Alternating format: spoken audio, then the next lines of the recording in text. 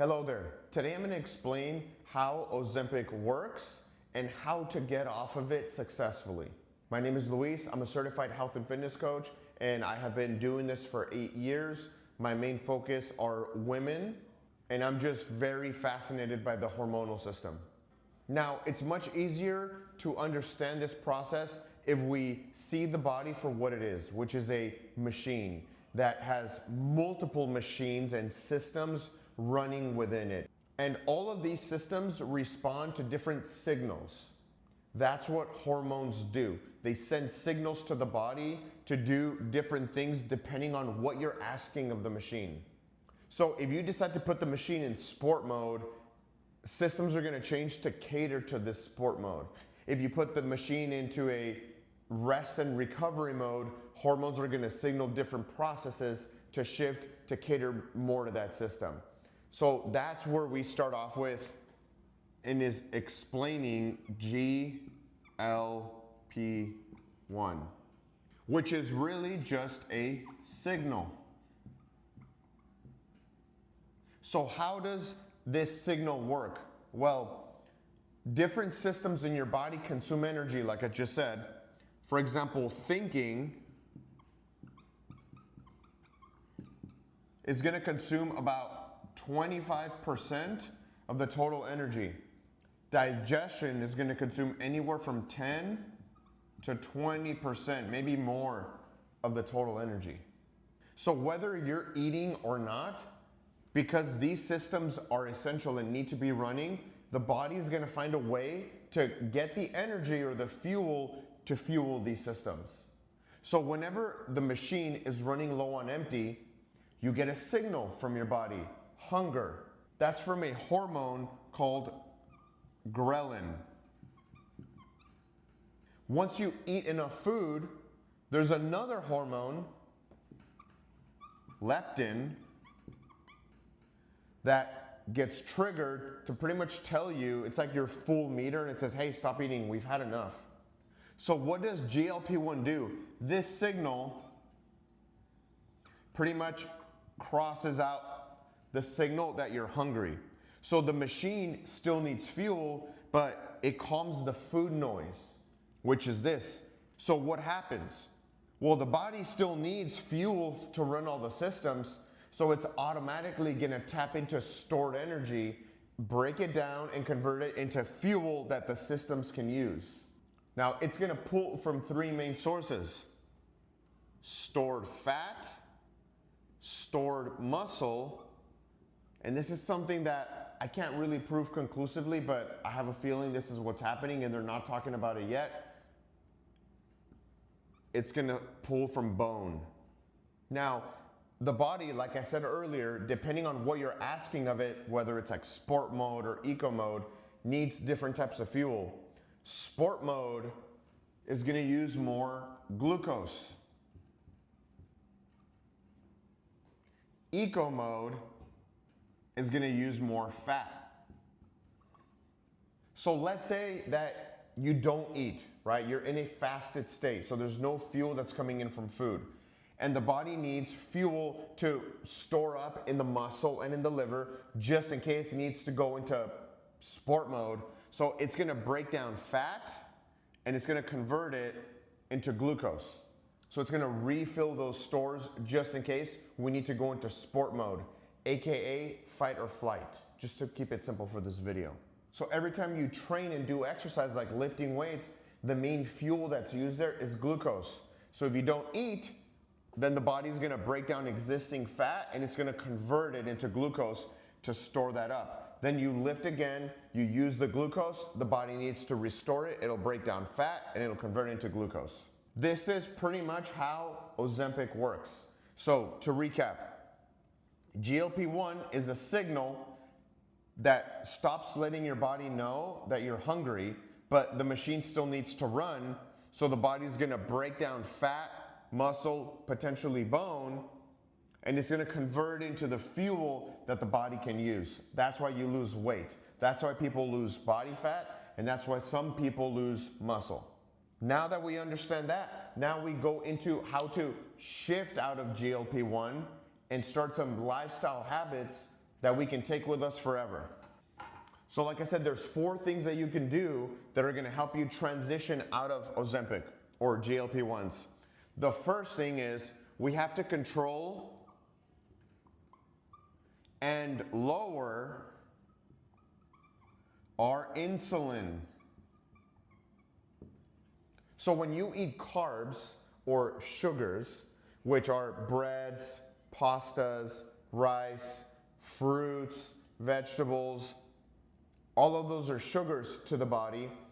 The body is going to respond by releasing insulin. It's the pancreas that detects this rise in blood sugar, so it releases insulin. Insulin is going to pull that sugar out of the bloodstream, and it's going to deposit it where it needs to. Like I said, if muscles are depleted, it's going to pull it into the muscle.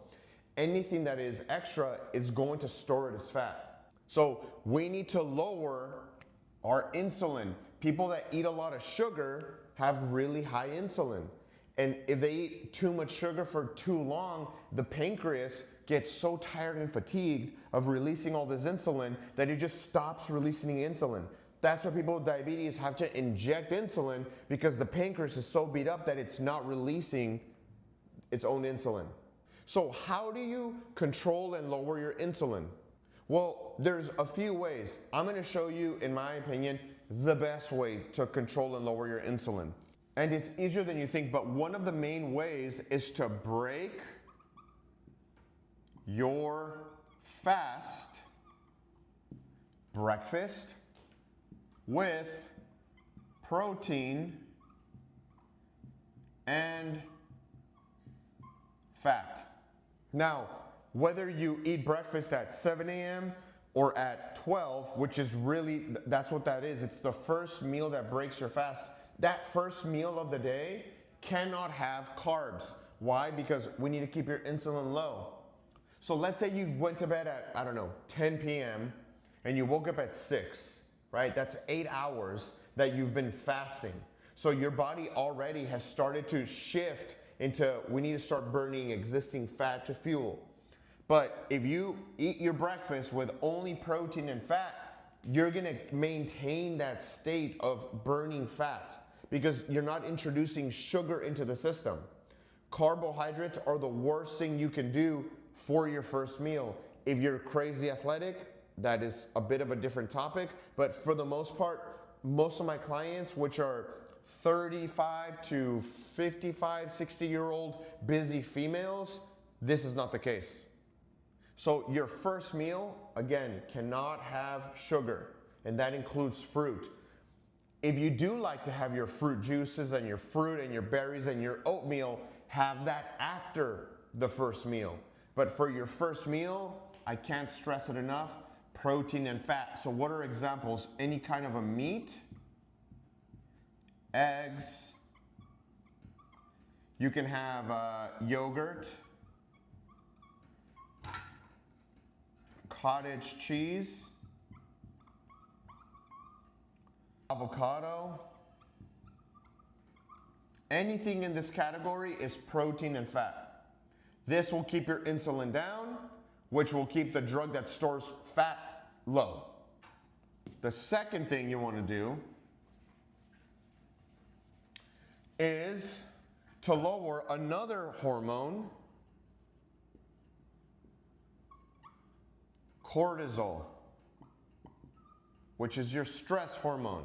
So what are things that raise your cortisol, right? When the doctor says you need to lower your stress, there's so many different types of stresses that he's talking about, but they don't know how to explain it. So the number one stressor on the human body is dehydration. So you need to make sure you drink enough water. How much water is enough?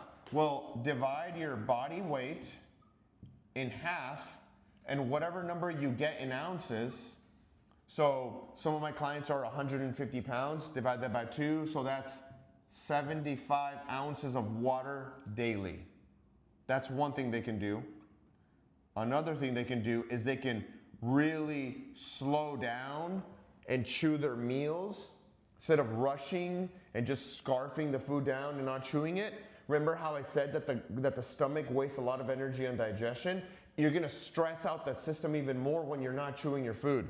It sounds ridiculous, but I promise it makes such a massive difference. Slow down, put the fork down, chew it completely, then eat again. And even better, if you're not distracted, get off your phone. Another thing you can do to lower cortisol is sleep. Now I get it. Some of you are so stressed that you can't sleep, and then because you can't sleep, you're more stressed. So I'm just gonna give you like a simple tip here. Get some magnesium glycinate at night. It's gotta be glycinate. I'll do more videos where we get more into sleep and how to tweak the environment and modify a few things, but this is just one of the simple things you can do. You also need sunlight. Shoot for 15 minutes daily. I know some of you are still believing that the sun is giving you cancer. It's not.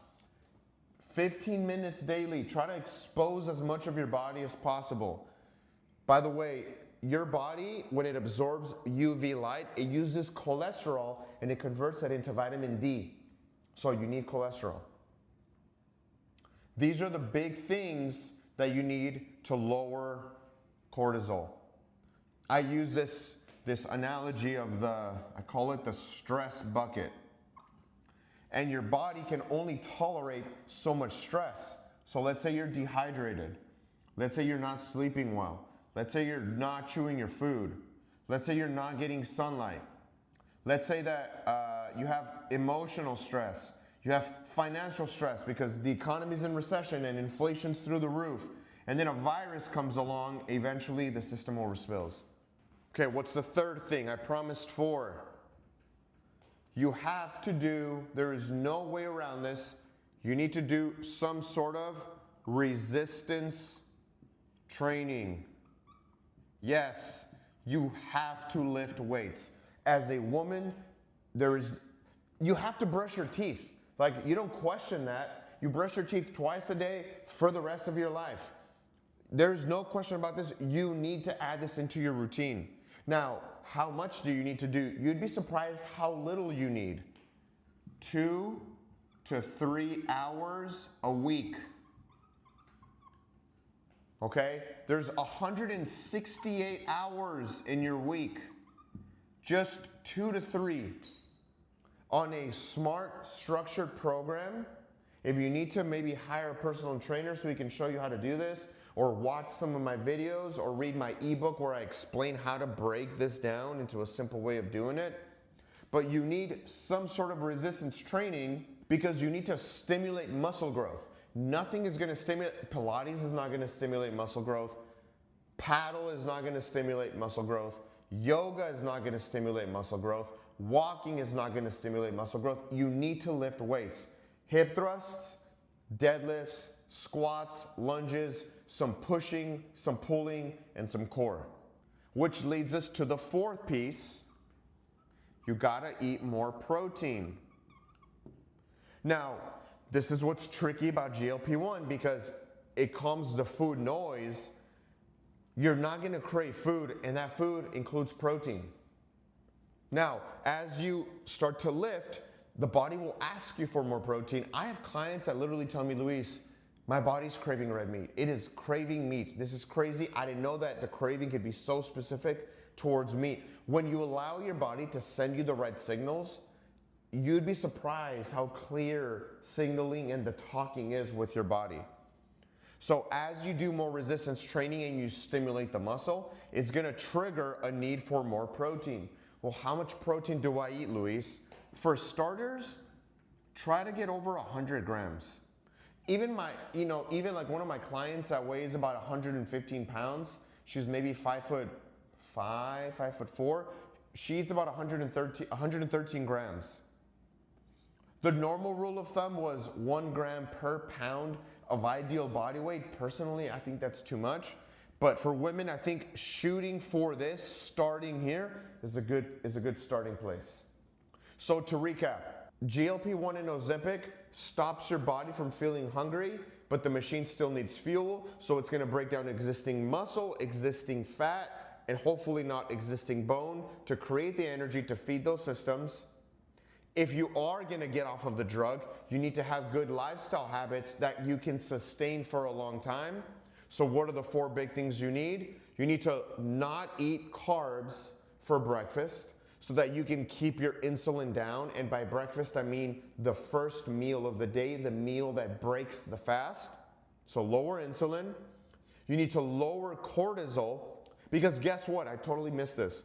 When you're stressed, right, you're essentially flipping immediately into sport mode. What's the main fuel for sport mode? Glucose. Why does your body crave sugar? Because it's in sport mode. Why is it that you crave the sugar but not the Brussels sprouts when you're stressed? Because your body is craving that sugar because it thinks it's going to need the fuel to fight or flee. So you got to lower the cortisol. How do you lower it? Sleep, water, sunshine, chew your food. Start with those. Those are the biggest ones. Then you need to get on some sort of a resistance training 2 to 3 hours a week to stimulate muscle growth and the need for more protein so that you can maintain the muscle mass that you already have. Hopefully this helps. Give it a try. If you have any questions, you can find me on Instagram, padrn.method. Shoot me a DM. My phone number is somewhere in there. I'll add it into the description. Download my free ebook. I'll add a link to the description as well where I break down some of this stuff in more detail. And I wish you the best.